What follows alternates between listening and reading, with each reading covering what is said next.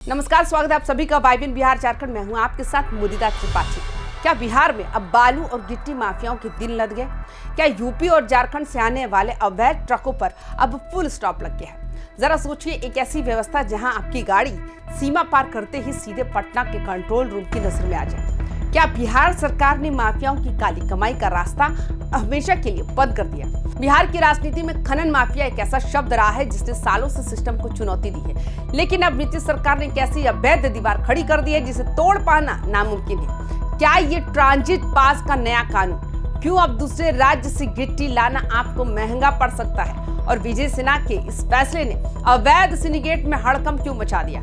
आज की special report में हम बिहार की सीमाओं पर बिछे उस डिजिटल जाल की पूरी कहानी खोलेंगे जिसे माफिया अब तक समझ भी नहीं पाए। वीडियो को आखिर तक देखिएगा क्योंकि आज बात आपकी जेब और बिहार के खजाने की है। पूरी कहानी शुरू होती है बिहार की सीमाओं से।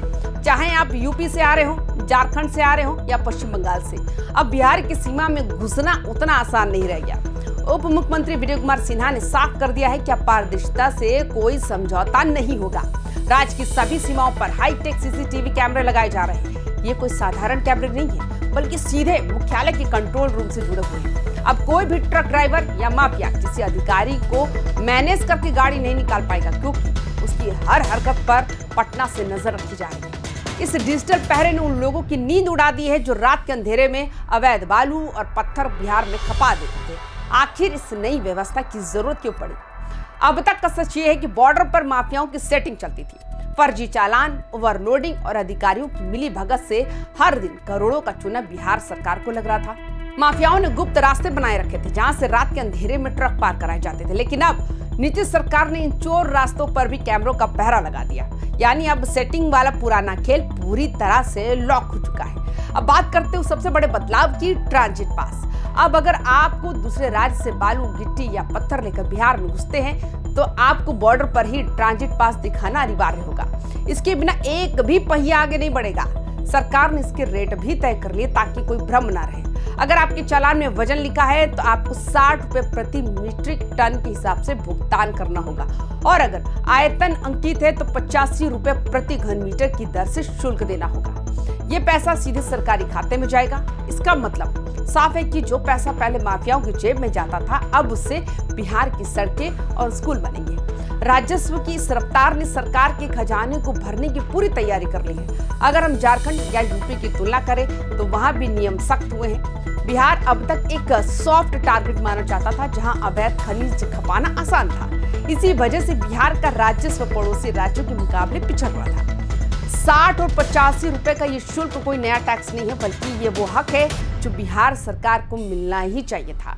इससे बिहार के अपने खनिजों को वैल्यू भी बढ़ेगी। बिहार में बालू, स्टोन चिप्स, मोरम और स्टोन डस्ट का कारोबार हमेशा से विवादों में रहा। अवैध वसूली और सिंडिकेट ने आम आदमी के लिए घर बनाना भी मुश्किल कर दिया था, लेकिन अब सीमावर्ती जिलों के डीएम और एसपी को सख्त निर्देश दिए हैं, no paper no entry. Nitish सरकार की मंशा बहुत साफ है। अवैध खनन के जरिए होने वाली काली कमाई के रास्ते पूरी तरह रेड सिग्नल दिखा देना।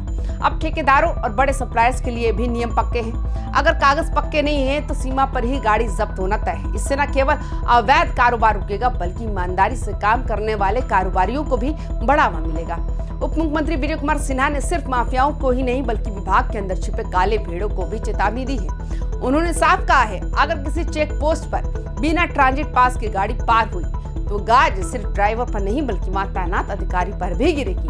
भ्रष्टाचार पर बुलडोजर वाला ये अंदाज माफियाओं के साथ साथ लापरवाह सिस्टम के लिए भी एक बड़ा सबक है। अब आपके मन में सवाल होगा कि इससे घर बनाना महंगा होगा या सस्ता?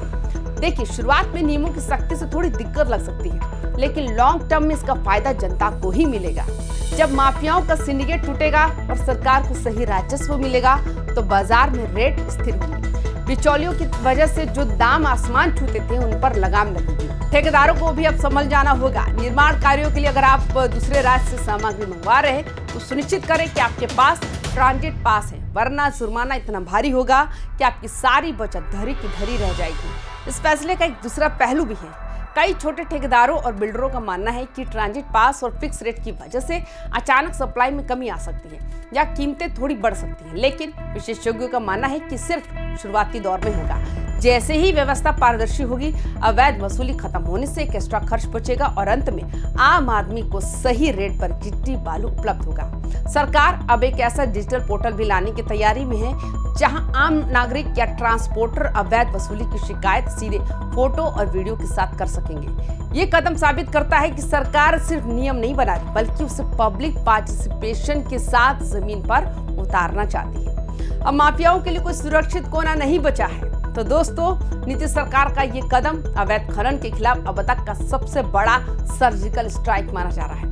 तकनीक और पारदर्शिता के मेल से माफियाओं को बैकफुट पर धकेल दिया गया है। विजय कुमार सिन्हा के इस कड़े रुख ने ये साबित कर दिया कि बिहार में अब काली कमाई का खेल नहीं चलेगा। आपको क्या लगता है कि इस नई व्यवस्था से बिहार में बालू और पत्थर की कीमतें कम होगी? क्या डिजिटल कैमरे माफियाओं को रोक पाएंगे? अपनी राय हमें कमेंट बॉक्स में जरूर बताएं। बिहार की हर बड़ी सरकारी योजना और विकास की खबरों के लिए YBN बिहार झारखंड को अभी सब्सक्राइब करें। जय हिंद, जय बिहार।